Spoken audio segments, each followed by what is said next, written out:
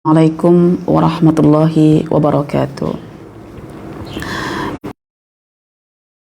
Yahi min syururi anfusina wa min sayyiati a'malina man yahdihillahu fala mudilla lahu wa man yudlil fala hadiya lahu. Asyhadu an la ilaha illallah wa asyhadu anna Muhammadan abduhu wa rasuluh. Rabbi shrah li sadri wa yassir li amri wahlul 'uqdatam min lisani yafqahu qawli. Rabbi zidni ilman warzuqni fahman, amin ya rabbal alamin. Alhamdulillah, puji syukur milik Allah Ta'ala semata. Dengan segala kesempurnaan sifat maupun perbuatannya, kita memujinya, kita menyanjungnya, kita memujanya, kita mengagungkannya, kita meninggikannya, kita membesarkannya.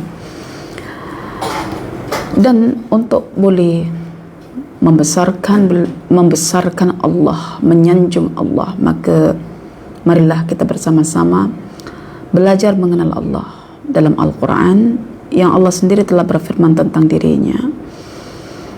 Siapakah Allah itu? Harapnya kita boleh mengenal kesempurnaan pada sifat dan perbuatannya, akhirnya menggerakkan kita untuk beribadah murni hanya kepadanya semata-mata. Hari ini kita bincang bahagian yang terakhir dalam surah Yunus, dan pada bahagian terakhir dalam surah Yunus yang merupakan konklusi pesan utama surah Yunus itu disebutkan 6 ayat oleh Al-Imam Al-Ghazali. Jadi cukup panjang kalau 6 ayat itu, maka saya coba untuk menyampaikan 3 ayat dahulu, dan minggu depan insyaallah kita sambung 3 ayat berikutnya. Ayat yang akan kita bincang adalah ayat yang ke-104, 105 dan 106 Sila dibuka buku nota kuliahnya, muka surat 72 surah Yunus muka surat 77 surah Yunus.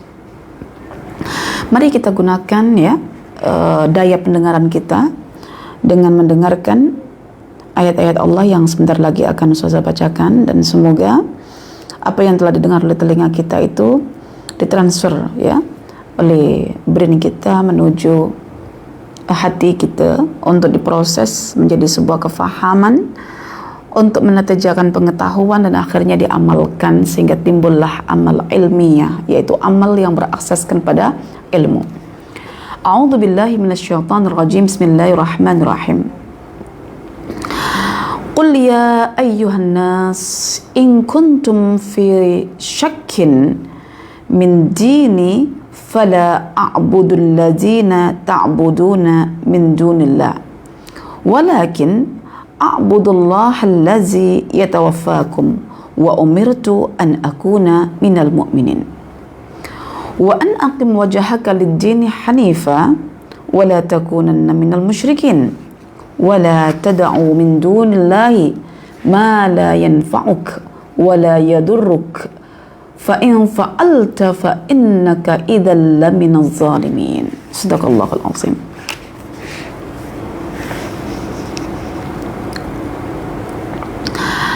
Qul ya ayyuhan nas, katakanlah wahai Muhammad ya ayyuhan nas, wahai sekalian manusia yang masih ragu dan enggan untuk menerima Islam sebagai agama yang benar. In kuntum fi syakkin min dini, jika kalian wahai manusia masih dalam keadaan ragu akan kebenaran agamaku selepas aku sampaikan agama Islam itu kepada kalian, fala a'budul ladzina ta'buduna min dunillah, maka inilah sikapku bahwa aku sekali-kali mulai sekarang sampai bila-bila nanti tidak akan menyembah Tuhan-Tuhan yang kalian sembah selain Allah. Walakin a'budullah alladhi yatawaffakum, akan tetapi sebaliknya aku hanya akan menyembah Allah dari sekarang sampai nanti bila-bila. Allah yang dialah Tuhan yang mematikan kalian semuanya. Wa umirtu an akuna minal mu'minin, dan aku diperintahkan dalam hal ini untuk menjadi seorang mukmin yang sejati, mukmin yang tangguh, mukmin yang kukuh, mukmin yang betul-betul kuat keimanannya. Wa an aqim wajhak, minta maaf, wa an aqim wajhaka lid-dini hanifa, dan hadapkanlah wajahmu, ya wahai Muhammad, lid-dini hanifa, ya untuk agama yang lurus, yang ikhlas, yang murni, yaitu agama tauhidullah. Wala takunanna minal musyrikin, dan jangan sampai kamu wahai Muhammad sekali-kali menjadi orang-orang musyrik yang mantap kesyirikannya. Wala tad'u min dunillah, dan jangan pula engkau berdoa, engkau menyeru kepada selain Allah, yaitu ma la yanfa'uka wa la yadurruk, ya, apa-apa yang tidak dapat memberikan manfaat untukmu tatkala engkau menyembahnya, atau mudarat yang dapat dihilangkan tatkala engkau, ya, tidak menyembah. Fa in fa'alta, dan jika engkau, ya, melakukan perkara itu, fa innaka idzan laminaz zalimin, maka engkau sesungguhnya betul-betul akan menjadi orang-orang yang zalim, ya, golongan daripada orang-orang yang zalim.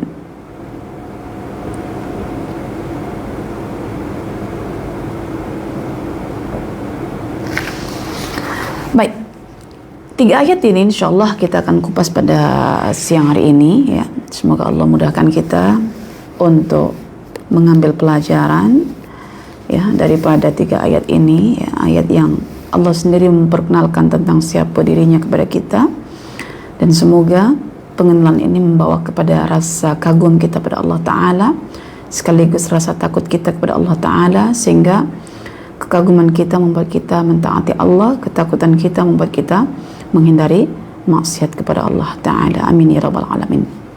Okey, ayat yang ke-104, sila didengar baik-baik.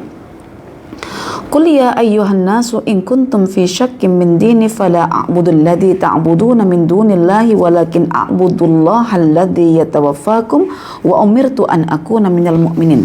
Okey, tafsirannya adalah, sila dibuka kitabnya, muka surat 78.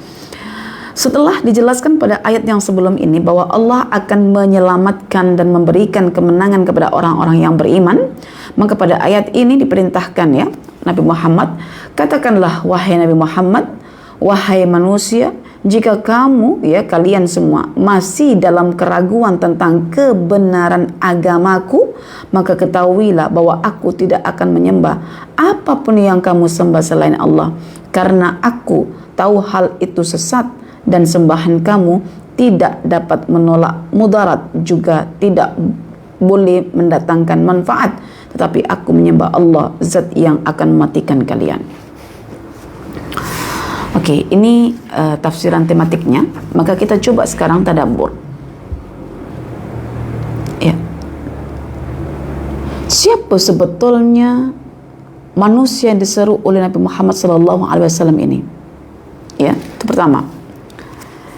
Dan apa sebetulnya keraguan manusia ini, ya, apa punca mereka ragu akan kebenaran agama Islam? Okey. Dan yang ketiga, mengapa Allah menyebut atau memperkenalkan dirinya dengan tindakannya yatawaffakum, yaitu zat yang mematikan kalian?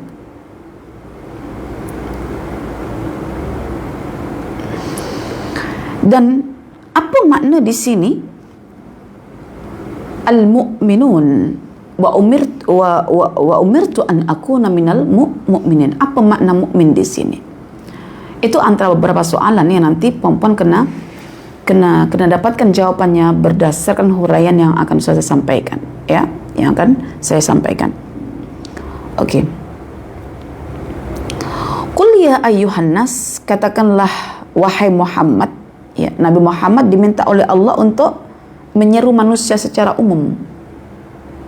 Manusia yang memiliki potensi yang sama, ada akal, ya, ada pendengaran, ada penglihatan, ada qalbu, ada ruh, ada segalanya, semua sama, ya. Ada fitrah, ada sodru, ada lub, ada fuad, ya. Wahai sekalian manusia. Siapa manusia di sini? Manusia di sini adalah manusia yang masih enggan beriman selepas mendengarkan keterangan-keterangan dakwah Nabi Muhammad SAW. Jadi, An-Nas di sini adalah para pengingkar yang masih tidak mau beriman selepas Nabi telah menyerukan tentang nilai-nilai kebenaran Islam di hadapan mereka. Itu An-Nas di sini. Maknanya ini dakwah Nabi kepada mereka yang masih ingkar. Dan mereka ini, An-Nas ini ditafsirkan oleh in kuntum fi syakkin min dini, yaitu mereka yang masih ragu tentang kebenaran Islam lepas Islam telah disampaikan kepada mereka tentang titik kebenarannya, tentang bukti-bukti kebenarannya. Mereka ragu. Mengapa mereka ragu? Karena mereka masih meminta untuk didatangkan mukjizat-mukjizat konkret bagi membuktikan Islam itu benar. Selepas mukjizat-mukjizat yang konkret itu telah diberikan kepada mereka, mereka masih meminta dan meminta, yaitu mukjizat yang sifatnya itu adalah konkret, yang dapat ditengok oleh deria dan dapat dirasakan oleh seluruh deria. Jadi Nabi tidak diperkenankan Allah untuk melayan orang seperti ini dengan mendatangkan minta lagi mukjizat. Mukjizat itu cukup sebetulnya sekali dua yang Allah tampilkan, ya, untuk mereka melalui Nabi kita Muhammad SAW, seperti mukjizat terbelahnya bulan, atau mukjizat menangnya umat Islam di awal perang Badar dalam keadaan umat Islam tak bersiaga, bertelanjang kaki tanpa senjata dan tanpa alas kaki, tanpa kuda, hanya setakat nak menghalang kafilah daripada Syam, yaitu orang-orang Quraisy. Tetapi berlakulah peperangan dengan jumlah yang tidak seimbang, dengan persenjataan yang tak seimbang, tapi Allah menangkan. Itu sudah mukjizat hissiyah, mukjizat yang dapat ditangkap oleh deria, ya. Jadi mereka ini, manusia ini, orang-orang kafir ini masih ragu walaupun telah disampaikan, ya. Ragu karena mereka mendengar apa yang Rasul sampaikan, dan bukti keraguannya sekali lagi itu adalah tatkala, ya, kebenaran Al-Quran yang disampaikan Rasulullah disokong oleh fakta-fakta yang mukjizat, ya, itu lagi teruk, maka disebut kata syak, ragu, selepas fakta-fakta real, konkret telah diberikan, tapi masih tak boleh mencerna, masih tak boleh nak mengatakan Quran itu benar, masih tak boleh nak mengatakan bahwa agama Islam itu agama yang benar, masih belum boleh, ya. Maka terhadap golongan manusia yang ragu ini, Nabi menampilkan dirinya sebagai pribadi yang sebaliknya, yaitu yang yakin. Karena ragu itu lawannya itu yakin.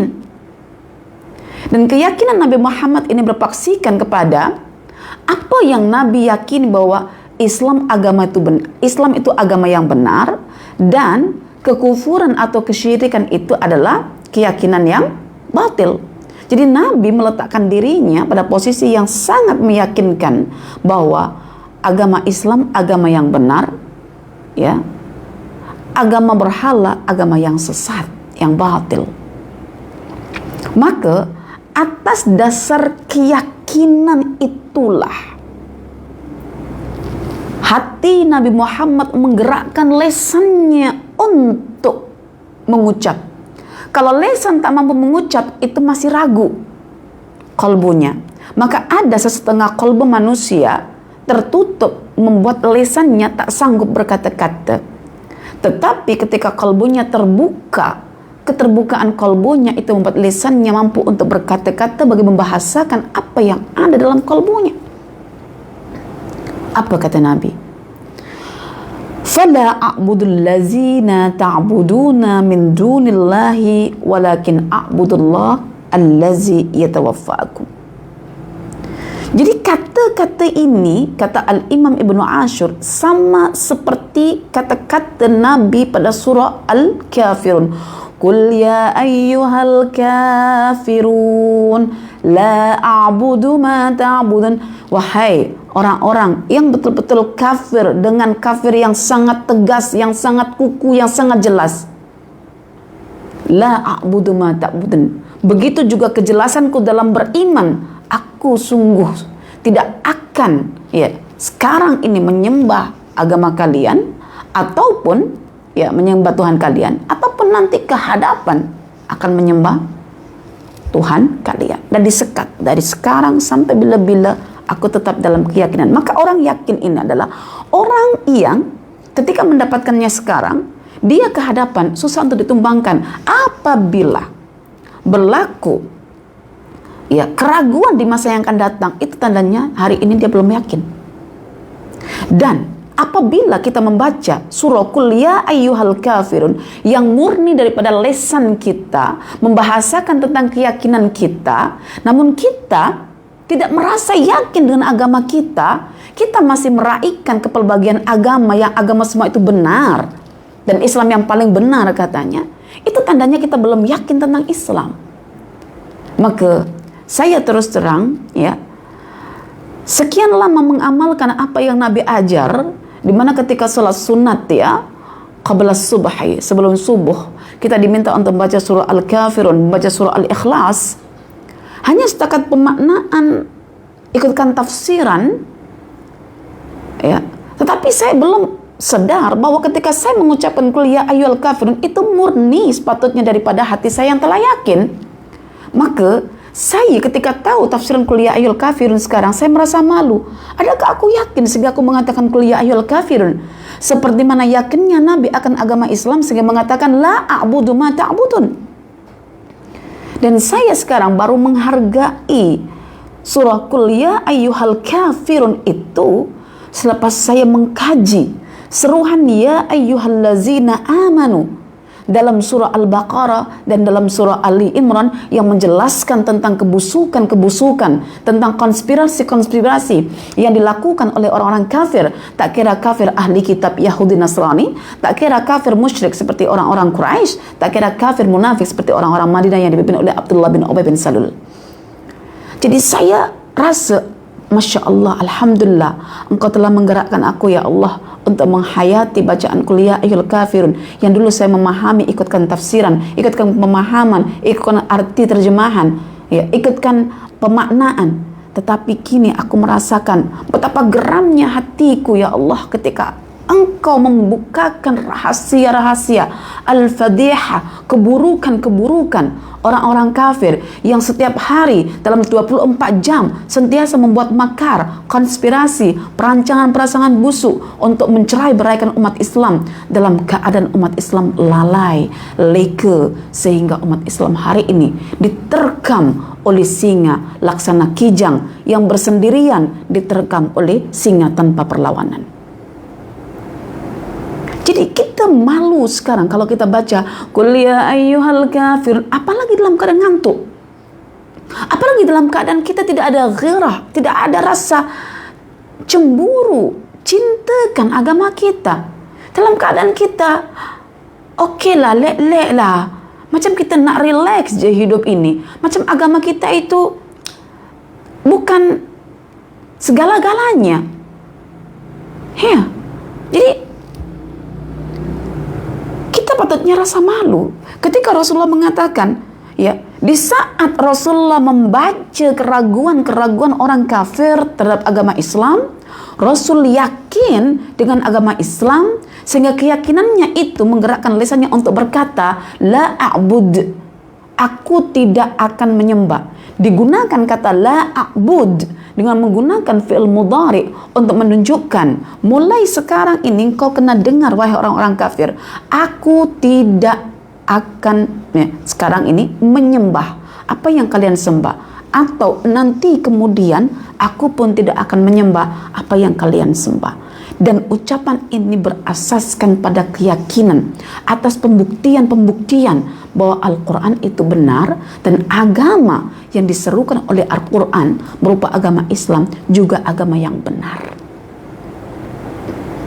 Adakah Anda semua merasakan nilai kehebatan surah Al-Kafirun yang dengan tegas mengatakan la a'budu ma ta'budun? Adakah Anda boleh kaitkan surah Al-Kafirun dengan ayat sekarang yang kita pelajari di sini? Fala a'budul lazina ta'buduna min dunillah. Perempuan, kita diciptakan oleh Allah memiliki potensi yang luar biasa. Yang potensi itu tidak ada pada mana-mana robot yang diciptakan orang sekarang dengan ketinggian sains dan teknologi yang dikagumi, yang diwawaukan, yang di-amazingkan. Akal kita lebih berharga daripada handphone dengan jenama apa saja, dengan keluaran apa saja, dengan fasilitas canggih bagaimana. Akal kita lebih berharga daripada setakat handphone, iPhone dan lain sebagainya yang kita pelihara, yang kita jaga, yang jangan sampai masuk ke dalam air yang nantinya rusak. Tapi akal kita campakkan mengalami kerusakan tanpa kita sadar, bahkan kita serono adanya. Allah bagi kita potensi, dan kita dibagi oleh Allah kalbu.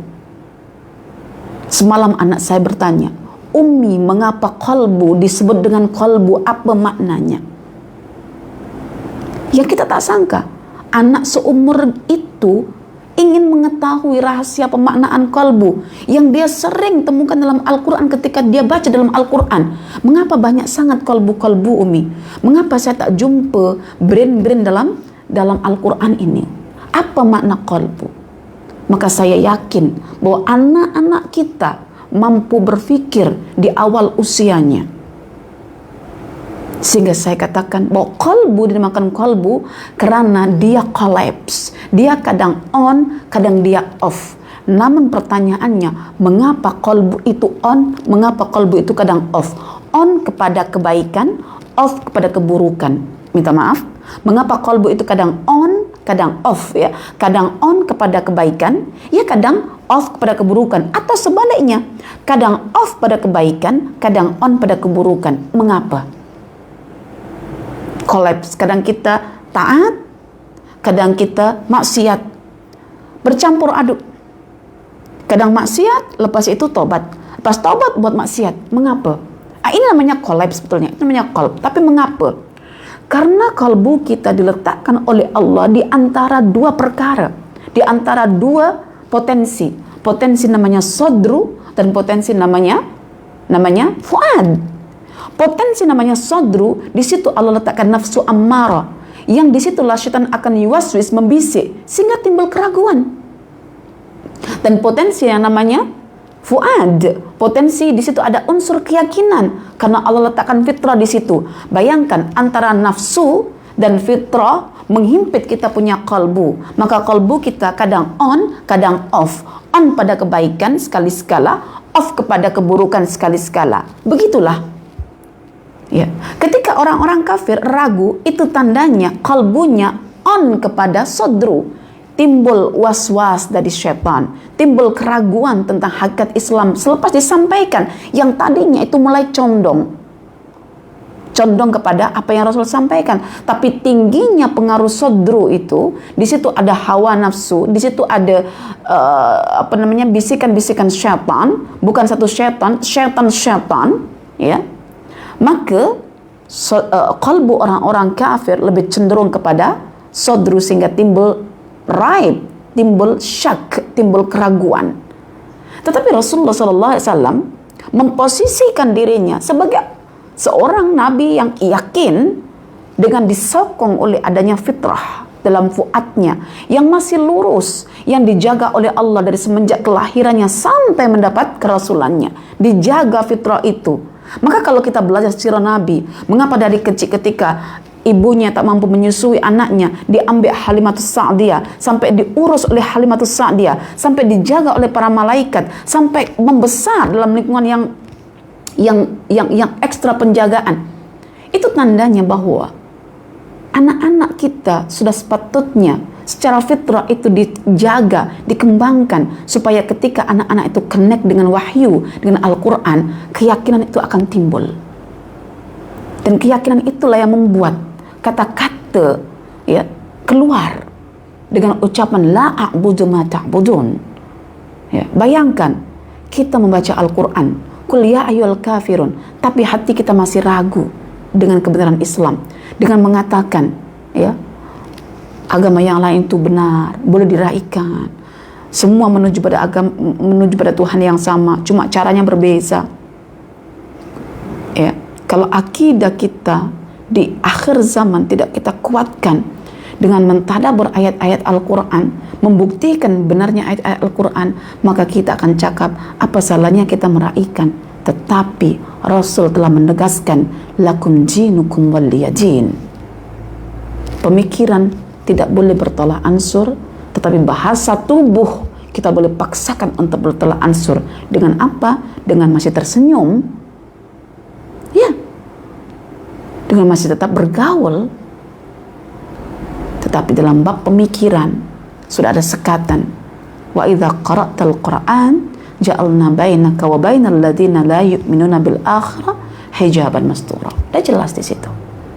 Kalau kita sudah membaca Quran, menghargai Quran, mendapatkan petunjuk Al-Quran, dan kita beriman, maka Allah akan cemburu ke kita, sehingga Allah akan menjaga kita daripada trik-trik orang-orang kafir yang berusaha untuk meleburkan keyakinan kita menjadi sebuah keraguan. Oke, maka kita kena teruskan. Bila sudah yakin tentang Al-Quran, teruskan. Maka Rasulullah hidup bersama Al-Quran sentiasa. Jangan berhenti. Jangan merasa puas dengan Al-Quran yang sudah Anda baca. Jangan merasa puas dengan pelajaran yang sudah Anda dapatkan. Teruskan sampai akhir hayat Anda dicabut oleh Allah Ta'ala dalam keadaan mempelajari Al-Quran dan mengamalkan petunjuk Al-Quran. Oke, di sini Allah menyindir sebetulnya melalui ungkapan fala a'budul ladzina ta'buduna min dunillah. Ya. Lafaz alladzina ismul mausul, yaitu isim mausul yang menunjukkan kepada lil akil, yaitu makhluk yang berakal. Sudah sepatutnya bahwa Tuhan yang disembah itu adalah Tuhan yang berakal. Maksudnya, jangan sampai Tuhan yang disembah oleh orang-orang kafir itu adalah Tuhan berhala yang mati. Ya. Jadi herannya, Tuhan yang disembah oleh orang-orang kafir adalah Tuhan yang ghairu aqil. Maka di sini Allah menyindir menggunakan kata allazina, yang sepatutnya ya objek sembahan itu adalah ya dikatakan yang berakal. Berakal itu yang punya kekuatan, yang punya daya. Ya, maka kenapa Allah ya kadang-kadang dalam hadis qudsi membahasakan tentang dirinya itu macam manusia yang berakal. Maknanya Allah itu Tuhan yang hidup, yang ketika ada orang bertaubat, ya Allah itu gembira, seronok, melebihi kegembiraan orang yang tersesat dekat padang pasir, hilang perbekalannya, hilang tunggangannya, lalu berehat di bawah pokok, tiba-tiba bangun tidur, tunggangan beserta bekalannya itu datang di hadapannya, dia seronok. Ya, seperti itulah Allah seronok melebihi orang-orang yang mendapatkan tunggangan dan juga bekalannya. Ya, banyak sangat Allah tersenyum, Allah tidak akan bosan. Allah menggambarkan tentang zatnya itu ya seperti mana kita boleh membayangkan tentang keadaan manusia. Tetapi Allah dah kata dalam Quran, laisa kamitslihi syai'un. Ya, walau demikian Allah tidak macam makhluk. Ketika Allah menyebutkan yatwis sama biyamini, Allah melipat apa? Melipat langit dengan tangan kanannya. Ya. Ya kalau Allah dah kata melipat langit dengan tangan kanannya, ya kita percaya. Tetapi kita akan rindu seperti apakah zat Allah yang membahasakan tentang zatnya itu memiliki tangan. Ya. Kita tak boleh nak tolak karena itu adalah hadis qudsi yang sah. Kita tak boleh tolak juga karena itu juga Al-Quran Al-Karim. Tetapi kita akhirnya merasa ragu, merasa ingin tahu bagaimanakah Allah kelak di akhirat, sehingga kita berbekal dengan kebaikan supaya kita boleh jumpa Allah. Karena hanya orang-orang beriman yang tenang jiwanya yang akan dipanggil oleh Allah, berjumpa Allah, bersua dengan Allah Ta'ala. So, apa yang kita ingin tahu di dunia ini nanti akan terjawab di akhirat. Allazina min dunillah. Ini sikap Nabi yang pertama terhadap orang-orang yang meragui Islam sebagai agama yang benar dan meyakini kemusyrikan sebagai keyakinan yang benar. Ya. Ini sikap Nabi. Sudahkah kita ambil sikap Nabi begini? La a'budul ladzina ta'buduna min dunillah. Atau jangan-jangan it's okay, kita raikan aja. Lalu Rasulullah sallallahu alaihi wasallam melanjutkan, walakin a'budullah alladzi yatawaffakum. Kalau aku tak sembah Tuhan-Tuhan kalian, lalu aku sembah siapa? Yang aku sembah adalah Allah. Dikatakan Allah a'budullah karena Allah itu maknanya al-ma'bud, zat yang disembah. Dan yang disembah ini adalah memiliki sifat dan perbuatan alladzi yatawaffakum, yang mematikan kalian. Ya, ada rahasia yang menarik untuk dikongsikan di sini. Kenapa Allah menjelaskan tentang dirinya dengan mensifati alladzi yatawaffakum? Kenapa tak pilih yang lain? Misalnya, walakin a'budullah alladzi yumitukum, ataupun yuhyikum, ataupun apa saja tindakan dengan Allah yang lain atau nama-nama Allah yang lain. Kenapa menggunakan yatawaffakum? Ya, saya sembah Allah yang akan mematikan kalian. Ya, ada rahasia pemilihan lafaz yatawaffakum yang artinya mewafatkan kalian. Wafat, al-wafat itu kematian, tetapi akan ada unsur pembangkitan kelak agar dapat disempurnakan balasan untuk orang yang mati. Maka menggunakan kata al-wafat. Wafa, yuwaffa, itu adalah menyempurnakan balasan. Maka ada akhlak yang namanya al-wafa bil ahd, yang memenuhi janji. Maka Allah ketika mematikan manusia, dan Allah akan membangkitkan manusia itu dengan tujuan untuk membalasi perbuatan manusia itu, sama ada perbuatan itu baik akan dibalasi dengan surga, atau perbuatan itu buruk akan dibalasi dengan neraka. Itulah penggunaan kata al-wafat. Sehingga kita tidak rasa gentar ketika Allah sebut alladzi yatawaffakum. Artinya kita yang beriman tak gentar dengan adanya kematian, karena kematian itu sebetulnya adalah tabir yang disingkap oleh Allah untuk supaya manusia itu berjumpa Allah dengan membawa apa? Amal yang diusahakan di dunia. Kita ketika hidup di dunia, kehidupan kita adalah tirai. Dan ketika Allah ingin berjumpa dengan kita, dibuka tirai itu, jadilah berlaku kematian. Dan jika kematian itu dibahasakan dengan al-wafat, artinya kita akan dibangkitkan. Dan bila kita dibangkitkan, kita akan dibalasi. Kita akan dihisab dulu, baru dibalasi. Letak pembalasan Allah itu adalah ketika mana kita dibentangkan di hadapan kita, yaitu titian atau as-sirat al-mustaqim yang dibentangkan di atas perut neraka. Ya, ada yang boleh laju mengikut amal dia seperti kelajuan kilat. Ada yang laju seperti kedipan mata. Sangat cepat mengikut amal kita. Ya, sejauh mana kita mampu berada di atas as-sirat al-mustaqim di dunia, tidak cenderung pada amalan Yahudi ataupun tidak cenderung pada amalan orang Nasrani, maka insya Allah ketika kita di akhirat nanti dekat as-sirat al-mustaqim, kita akan dibagi oleh Allah satu tunggangan kendaraan yang mengikut amal kita dan akan dihantarkan Allah menuju ke surga. Itu makna al-wafat. Ya, itu makna al-wafat. Sekaligus untuk menggerunkan hati orang-orang kafir. Adakah kalian siap dengan tindakan Allah yang kalian yakini kerububiannya? Jadi orang-orang kafir ini dengan pengaturan Allah, mereka tidak rasa susah pun. Ditanya siapa yang menciptakan kamu? Allah. Siapa yang menciptakan matahari dan langit, bumi, bulan? Allah. Siapa yang menundukkan langit, bumi, dan bulan? Allah. Siapa yang menundukkan al-bahr, lautan? Allah. Mereka kata Allah, dalam segi pengakuan rububiyah, pengaturan Allah, mereka memang mudah mengatakan Allah, Allah. Tetapi dalam hal uluhiyah, mereka rasa berat. So, ketika mereka berat untuk menyembah hanya Allah semata-mata, maka di sini mereka ditakutkan oleh Allah dengan adanya kata-kata alladzi yatawaffakum.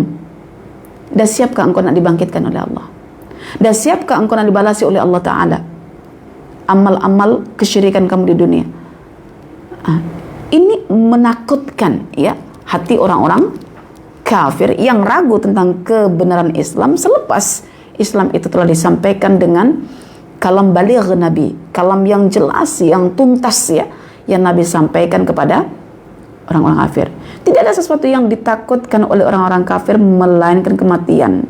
Bahkan mereka menyembah berhala pun antaranya agar berhala itu mampu menolak kematian bagi mereka. Masya Allah.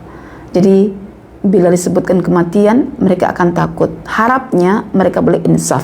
Jadi kelebihan pada ayat ini, puan-puan, kita juga akhirnya kenal bahwa Allah yang kita sembah adalah alladzi yatawaffakum, Tuhan yang akan mematikan kita. Apa bekal kita menyambut kematian kita? Yang sekarang ini Allah masih bagi kita usia, masa untuk menampung segala bentuk amal-amal soleh kita. Apa yang sudah kita siapkan? Jangan hanya ketundukan ya kita persembahkan untuk Allah, karena ketundukan saja tanpa ada keterpuasan akal yang merupakan ciri khas manusia itu biasa macam hewan pun boleh tunduk. Ayam saya pun tunduk dengan saya, jinak ya, dibelai-belai okey je, tapi saya tahu dia tak ada akal. Kalau saya tahu saya ada akal dan saya boleh tunduk, saya boleh rukuk, saya boleh sujud ya kepada Allah Ta'ala, tapi seandainya akal saya tak terpuaskan yang membuat saya tunduk, saya khusyuk, saya tawaduk, itu sia-sia belaka. Maka saya kena puaskan akal saya supaya saya tak macam hewan, supaya ketundukan saya dinilai oleh Allah karena dorongan akal ya. Jadi akhirnya kita di sini berpikir, oh Allah itu ternyata adalah alladzi yatawaffakum. Dialah zat yang akan mematikan kita semua dan akan membangkitkan kita semua dan akan membalasi amal kita semua bergantung pada amal soleh ke amal buruk yang kita persembahkan untuk Allah.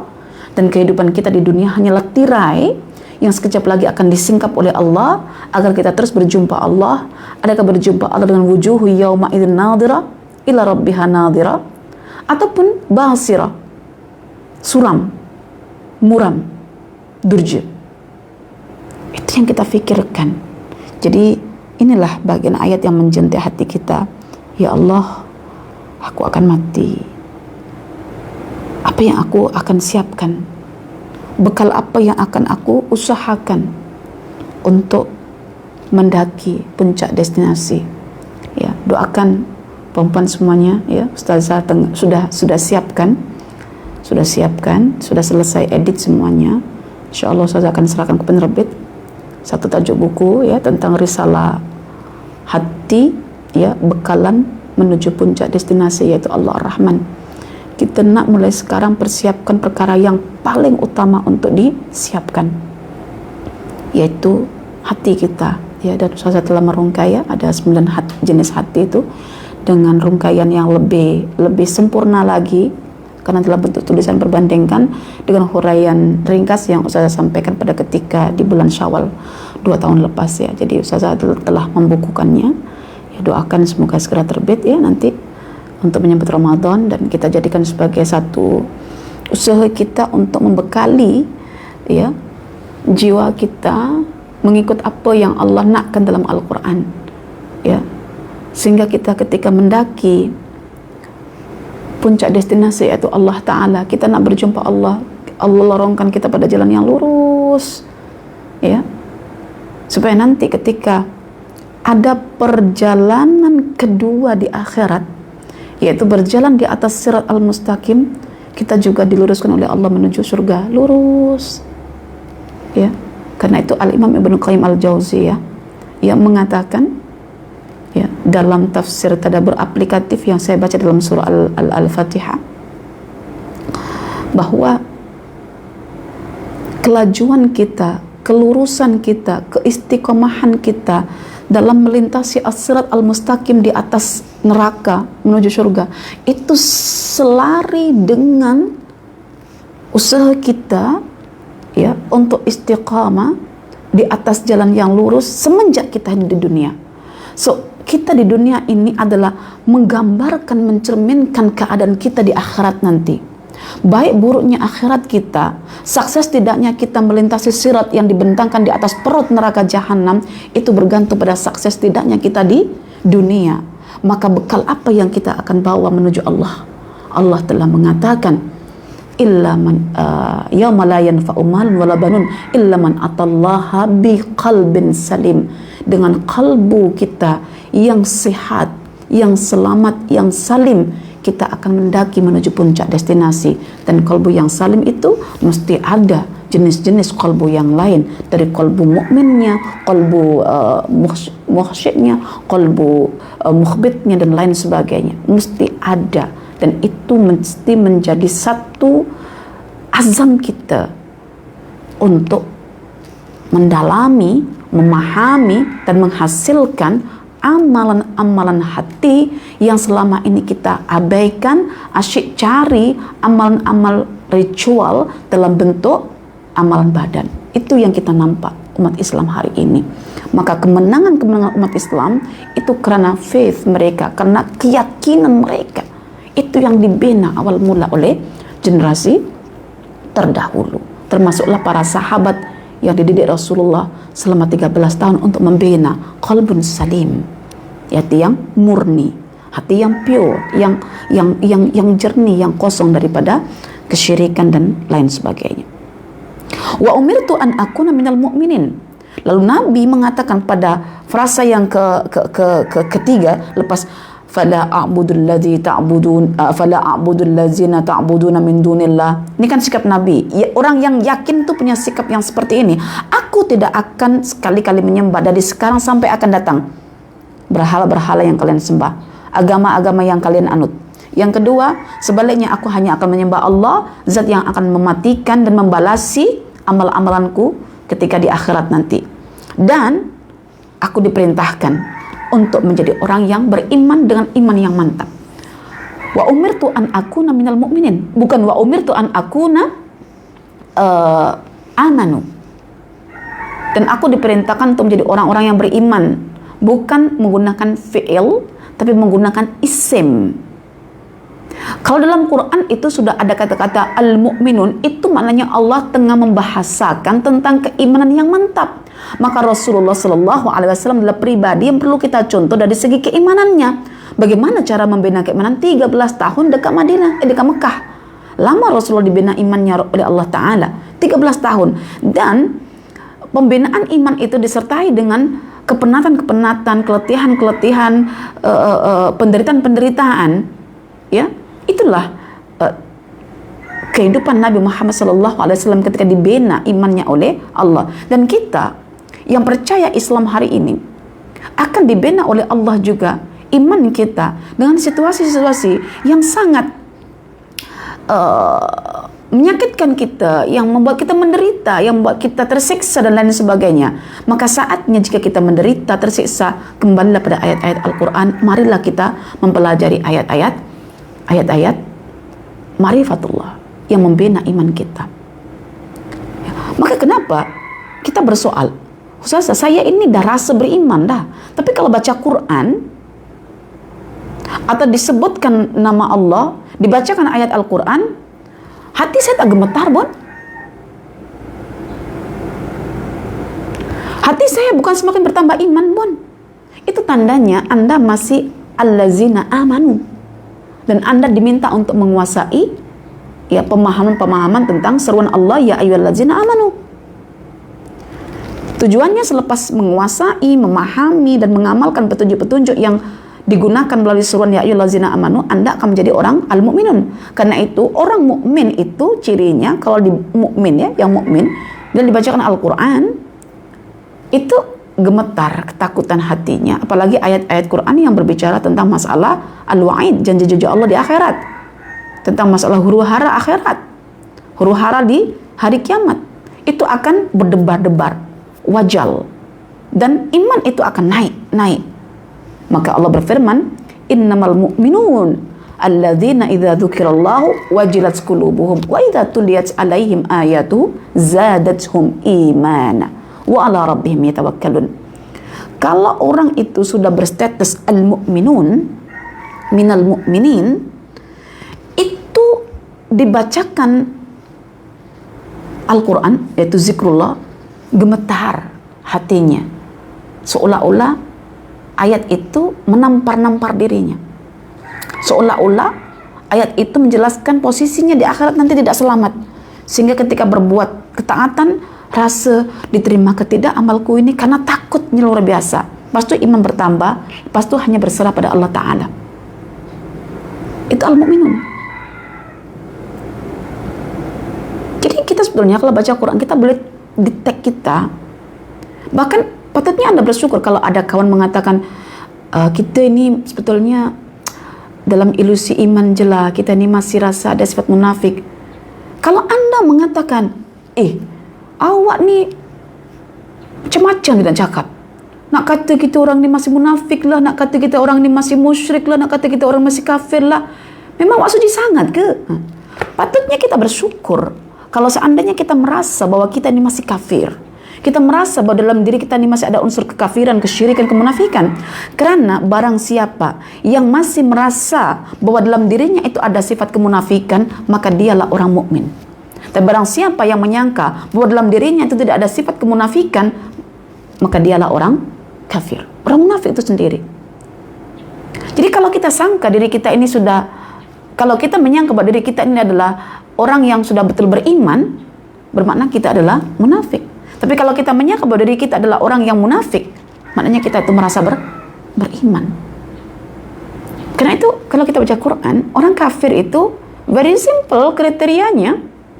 Summun bukmun umyun fahum la ya'qilun. Mereka itu memekakkan telinga, membutakan matanya, sehingga kalbunya itu tertutup, dan tertutup lisannya sukar untuk membahasakan kalimat syahadat, kalimat kebenaran.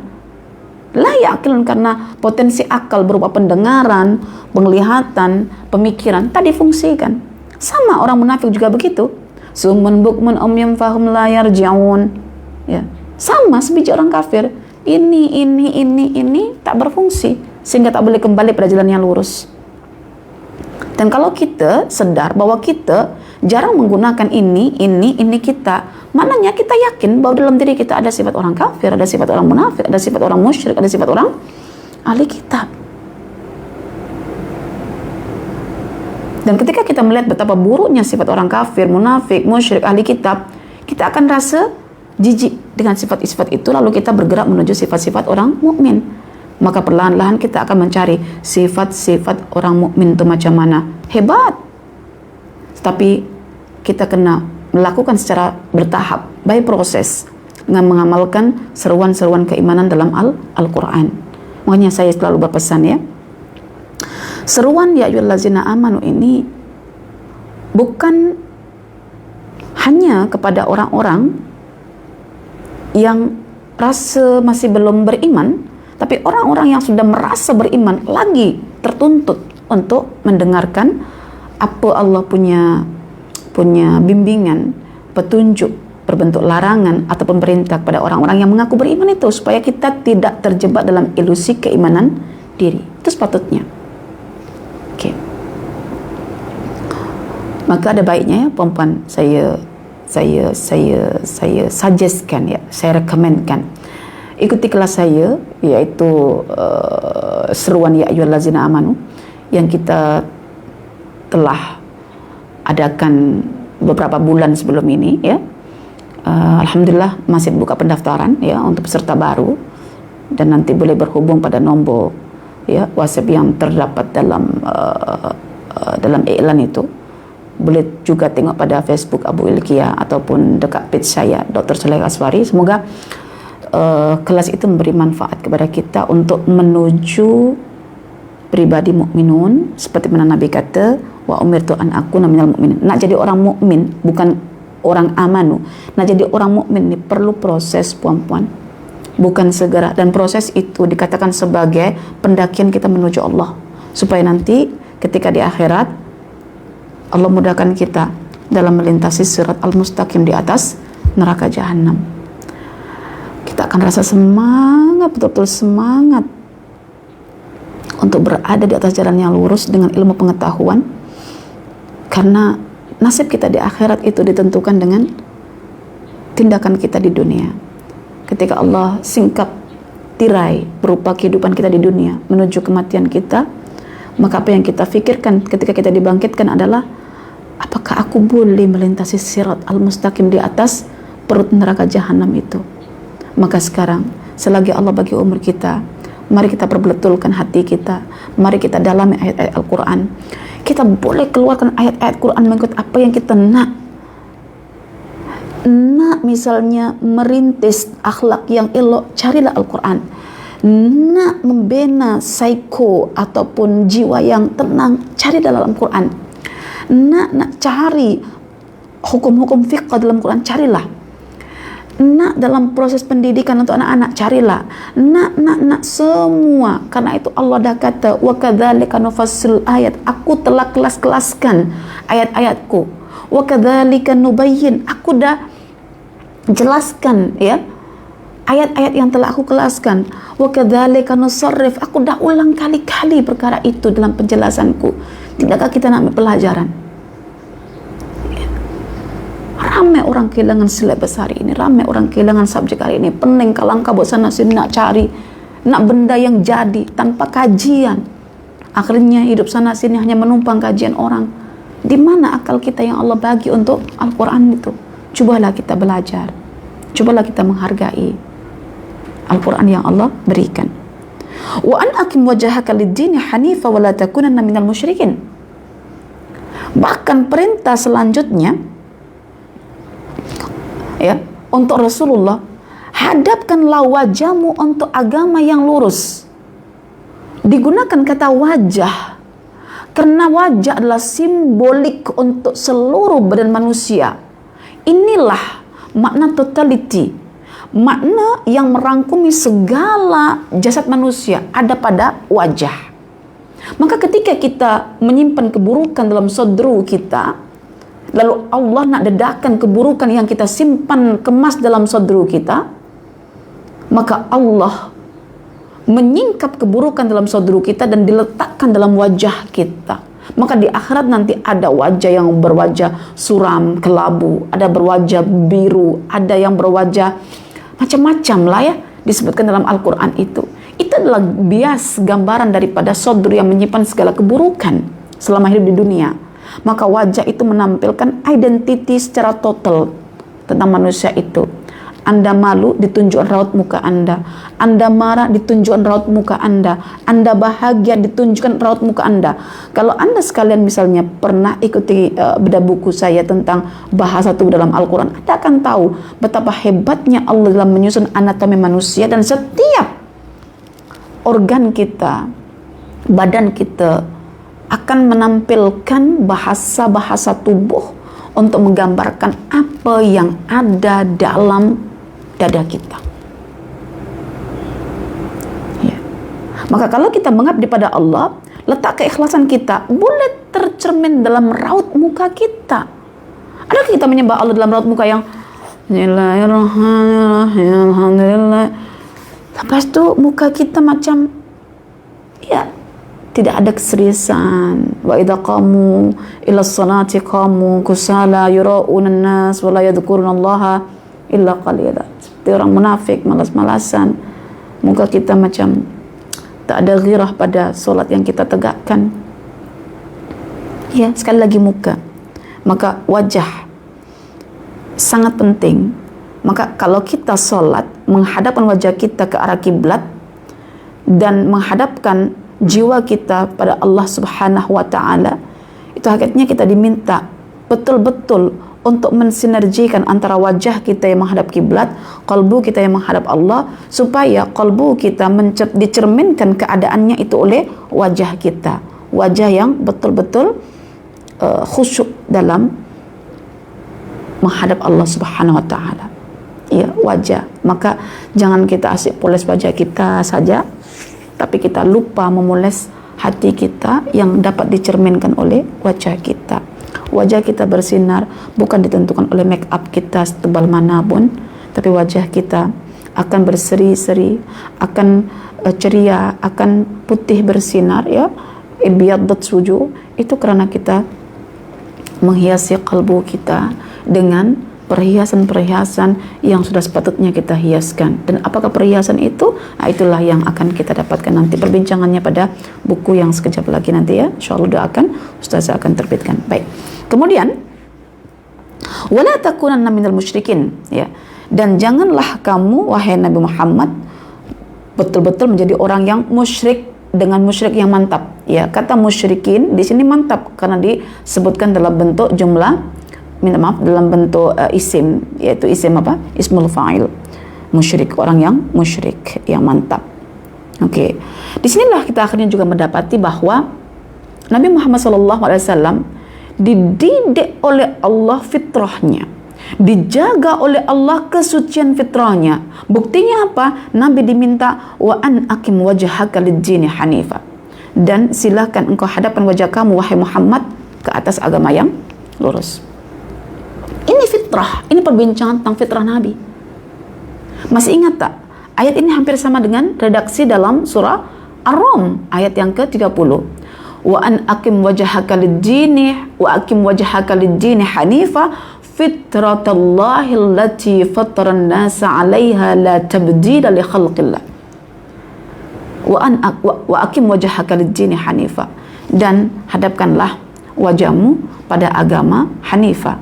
Agama Hanif adalah agama tauhid, karena al-hanfu bermakna al-mailu anil isyraq ila tauhid, berpaling, ya, daripada kesyirikan dan condong menuju tauhidullah. Hanifah itu bukan agama Nabi Ibrahim. Hanifah itu adalah tauhidullah, agama yang lurus istiqamah menuju Allah, mengenepikan Yahudi, mengenepikan Nasrani, dan juga agama-agama pagan yang lain. Oke, jadi Islam itu agama fitrah.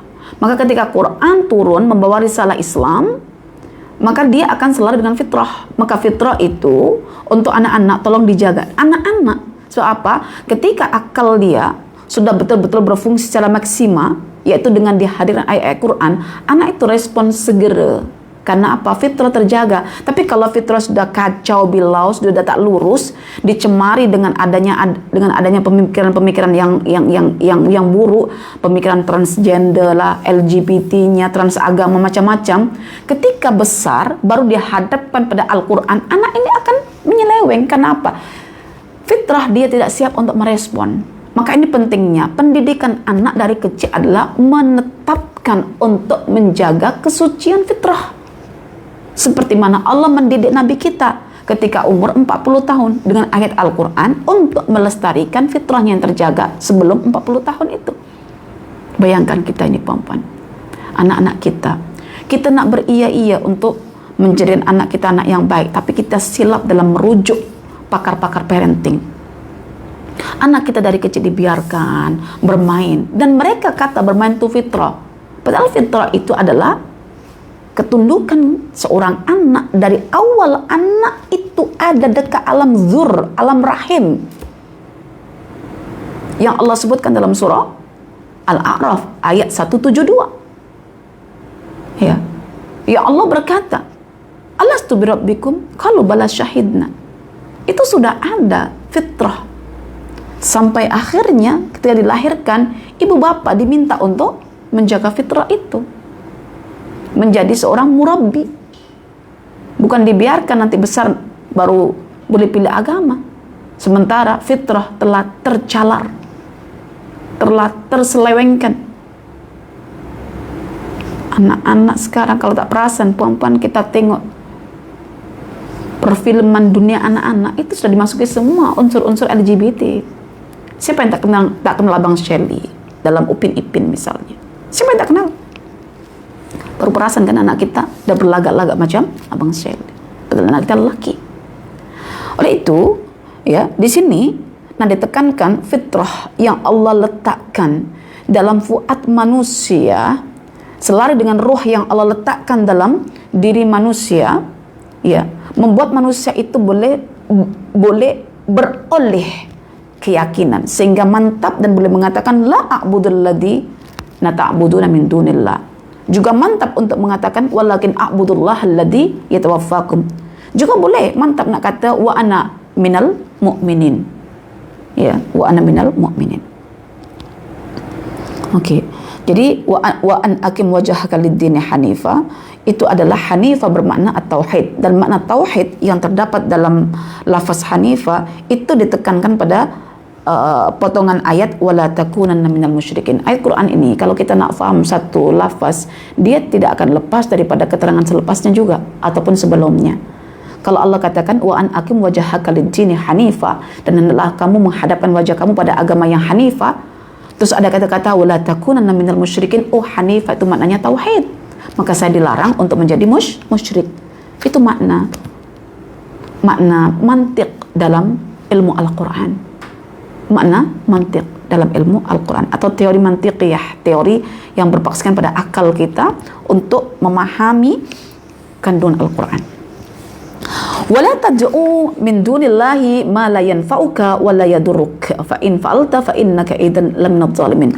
Dan kita dilarang, ya, maksudnya Rasulullah, karena dia sebagai teladan kita. Ketika Rasulullah dilarang, kita juga dilarang, begitu kan? Rasulullah dilarang jangan sekali-kali engkau, ya, seru, ya, apa sahaja selain Allah, ya, yang apa saja itu tak boleh nak memberikan kamu manfaat ketika kamu menyembahnya, ataupun menolak mudarat ketika engkau tak menyembahnya. Jadi sama ada engkau sembah perkara itu ke, kau tak sembah perkara itu ke, tak ada mengait dengan manfaat ataupun mudarat. Bukan karena awak sembah berhala lalu awak selamat, bukan karena awak tak sembah berhala lalu awak celaka seperti yang diyakini oleh orang kafir, bukan karena awak letak kristal dekat rumah lalu awak boleh selamat, ya, bukan karena awak tak letak kristal dekat rumah lalu awak celaka. Saya mendapati, ya, ketika saya mengajar ma'rifatullah, mengkaji ayat-ayat Allah dalam Al-Quran, ada sebahagian, ya, mereka yang mengamalkan kristal dalam rumah itu datang kat saya. Ustaz, saya memiliki kristal kat rumah dan saya diminta untuk yakin dengan daya positif yang tinggi bahwa ketika kita letak kristal itu akan membawa aura menuju manfaat dalam rumah saya. Dan ketika saya tak letak aura itu, saya rasa yakin bahwa akan ada petaka benda-benda yang tak elok akan datang.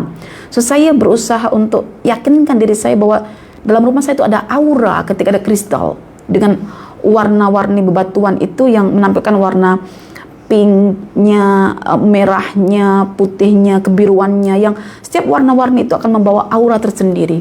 Saya kata, akad tinggalkan perbuatan ini. Sebab bukan kristal itu yang membawa manfaat ketika ada dalam rumah kita. Bukan jua yang membuat adanya mudarat ketika kita tak memilikinya. Tapi usaha mahal harganya kita orang beli. Lebih mahal tauhid daripada syirik, saya katakan. Agama-agama pagan itu juga meyakini alam memiliki aura yang akan mempengaruhi perilaku kita, katanya. Seolah menafikan bahwa perilaku kita itu ditentukan oleh kalbu kita, tapi perilaku kita ditentukan oleh alam semesta, katanya. Perilaku kita itu sebetulnya adalah biasan dari kalbu kita. Rasulullah telah bersabda, la yastaqimu imanu abdin hatta yastaqima qalbu. Tidak akan boleh lurus, elok kita punya amalan, elok kita punya iman, kalau kalbu kita tak lurus. Jadi kalbu, bahkan Rasulullah mengatakan baik buruknya kita itu bergantung pada qalb. Tapi sekarang perilaku ditentukan oleh apa? Oleh alam semesta, perubahan warna-warni. Kalau kita nak ceria, perilaku kita nak happy, pakai baju warna purple. Dunia motivasi masuk dalam dunia bisnis akhirnya. Ya. Menciptakan paduan warna-warni baju karena boleh diserap oleh tubuh kita dan menciptakan aura katanya. Ini sudah benda-benda yang lebih kurang daripada agama pagan, cuma dikemas dalam bentuk pseudoscience. Ya.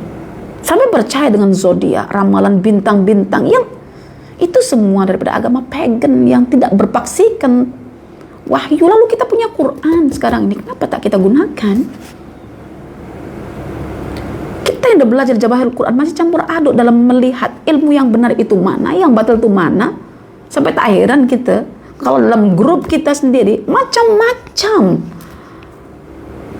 pengajian-pengajian yang saya sendiri melihat pengajian itu dengan manhaj yang berbeza-beza, yang campur aduk, ada yang lurus tauhidnya, ada yang khurafat amalannya, campur aduk. Jadi saya pun melihat pembelajaran yang tidak kronologik, yang tidak sistematik berdasarkan konsep-konsep yang telah ditawarkan Al-Quran membuat kita jadi grab semua jenis maklumat tanpa ada selectivity, tanpa ada daya selektif kita terhadap apa yang akan kita serap. Ya. Ini tauhid nih. Jangan kamu sembah. Panggil-panggil dengan cara berdoa. Apa-apa selain Allah. Dikatakan apa-apa ma itu li ghairi aqil. Ungkapan bagi sesuatu yang tidak ada akal. Maka boleh meliput semuanya. Ini kemujizan bahasa Al-Quran menggunakan kata ma. Dalam bab berdoa Allah sebut kata ma. Wala tad'u, kan? Wala tad'u min dunillahi mala. Jangan kamu berdoa, memohon, meminta pada sesuatu, yaitu ma. Artinya termasuk di dalamnya pada bintang, pada bulan, matahari, cakrawala, pada warna-warni biasa daripada cakrawala, pada garam, pada apa tadi itu kristal, pada apa sajalah yang penting tidak berakal. Ya. La yanfa'uk wa la yadurruk, yang Allah katakan di sini, ma itu selagi dia adalah makhluk Allah, apalagi yang tidak berakal, itu tak pernah bermanfaat. Kalau Anda misalnya meletakkan kristal dalam rumah, lalu Anda boleh happy, lalu Anda boleh selamat begitu, lalu Anda yakin itu terkait dengan kristal, itu Anda sudah masuk dalam seruan ini. Maknanya Anda termasuk orang yang sudah menyekutukan Allah. Maknanya Anda tak percaya Allah. Hatta kita umat Islam pun yang Allah perintahkan untuk makan minum yang halal yang thayyib, contoh untuk berobat, minum madu. Madu itu sendiri tak boleh bagi manfaat kat kita. Ramai orang minum madu tapi tak sembuh penyakit perutnya. Anda sebagai minum madu, Allah sembuhkan. Kenapa? Bukan madu yang menyembuhkan, tapi Allah Asy-Syafi yang boleh onkan fungsi madu bagi orang yang dikehendaki untuk sembuh karena sudah berjaya dalam menunjukkan karakternya sebagai orang bersabar, atau Allah offkan fungsi madu karena Allah melihat orang yang minum madu ini belum lagi mampu untuk menyikapi kesakitannya dalam bentuk kesabaran, sehingga Allah masih offkan madu itu fungsinya. Maka kita dilarang untuk meyakini bahwa pada madu itulah kesembuhan. Tapi kita diminta untuk meyakini bahwa di sebalik madu yang Allah mengatakan itulah zat yang memberi kesembuhan.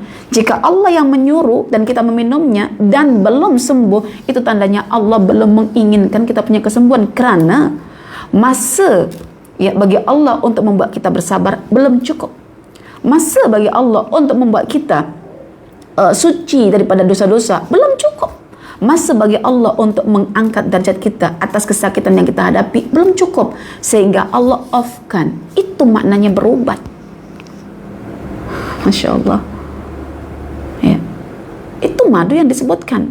Yang kristal tak disebutkan lagi dalam Al-Quran, kan? Lagi-lagi kita nak menyembah-nyembahnya, Pokok cempaka pun begitu, yang tumbuh di depan pintu rumah, jangan ditebang, nanti hilang rahmat, timbul bala. Masya Allah. Wala yadurruk fa in fa'alta fa innaka idzal laminaz zalimin. Jika engkau buat juga, meyakini benda-benda lain itu memiliki kuasa, ya, kuasa dengan sebutan the power of, atau kuasa minda, kuasa alam, kuasa cakra, kuasa aura, kuasa fa innaka idzal laminaz zalimin, maka kamu termasuk orang yang zalim, yaitu orang yang tidak menempatkan wahyu pada tempatnya, yaitu kamu tidak menempatkan akal pada posisinya.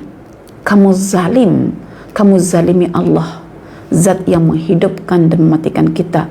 Kamu zalimi diri kamu sendiri, potensi akal yang boleh menghantarkan kamu menuju Allah. Kamu zalimi wahyu itu sendiri yang menjelaskan tentang apa? Tentang ajaran-ajaran Islam, tentang keyakinan, tauhid, nubuah, syariah, ibadah, akhlak yang boleh kamu amalkan ketika hidup di dunia.